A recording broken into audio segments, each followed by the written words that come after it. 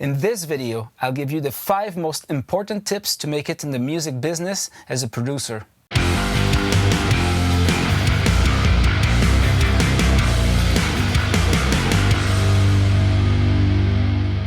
Number 1, never lose sight of the big picture. I've seen so many bands coming in the studio and the musicians are more focused on their parts and the way they're executing the parts than the actual song and the story that's being told in the song. So as a producer, your job is to keep this perspective and to make sure that you're working on something that will create emotional impact. Precision in how you're playing, how you're performing is important, but remember that most people that will listen to your songs are not musicians.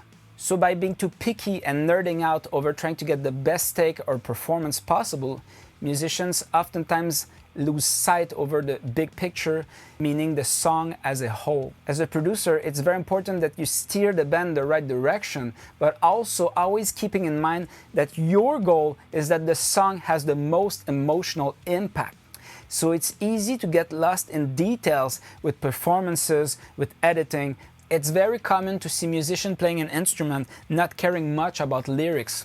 But remember, the average listener cares much more about lyrics than you may think. So always keep this in mind. Lyrics should be priority. Doesn't matter the genre you're working with. My second tip would be know when to delegate. In this day and age, it's very hard for people to do only one job. So back then you would have a producer, you would have a mixer, you would have engineers. Nowadays, with smaller budgets, most people do multiple jobs at once. So producers, they have to wear many hats. The problem is the more tasks you're doing in a project, the less focus and energy you're gonna have for each of them.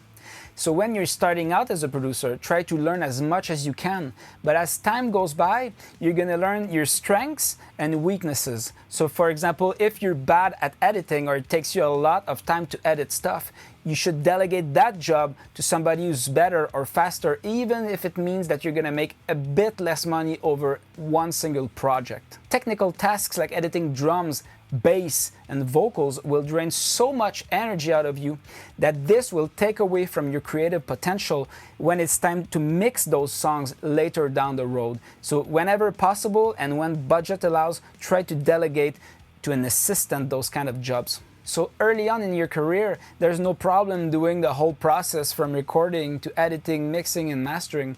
But as time goes by and that you expand and grow and know your strengths and weaknesses, never forget to delegate. It's very important that you keep the best of your energy for what matters most for you.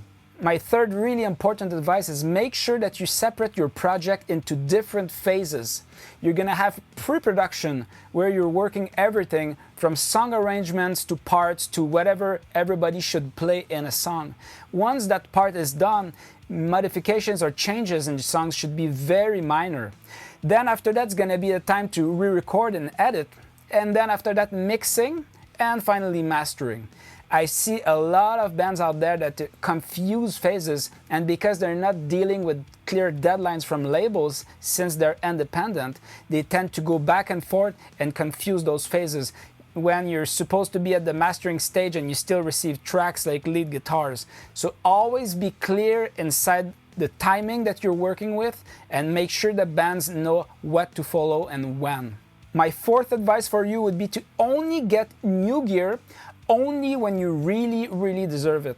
I see a lot of people burning their money away, reinvesting from their project into their studio. The problem is they're never making a living out of it because they're using their money. And there are so many new products out there, it's very hard to not purchase new stuff. So resist to the temptation. Try to know what you have and make the most of it before making new investments in your studio, and only then you can invest more money when you reach the next level. These days, anyone can become a producer. You can simply buy a laptop, a DAW, and a few plugins, and you're all set. So what will distinguish you among all the other people is your taste, your ears, and especially how you can deal with people. In the end, what will distinguish the beginners from the pros is the willingness to learn and the dedication to honing their craft. So when you're done with your next project, don't go out and burn all your money on a new pair of speakers. It takes a long time to recoup investments like this. So keep your money and make sure that you work on your skills rather than just get gear to try to make you feel better. We are bombarded with advertisements from manufacturers that are fighting for your wallet. So instead of just trying to get the new toy out there, make sure that you understand the tools that you have better. My fifth advice would be to always stick to your goal and not let anyone discourage you. Sometimes you may have to take detours, meaning you may have to get a day job for a month or two because there's no contract coming in.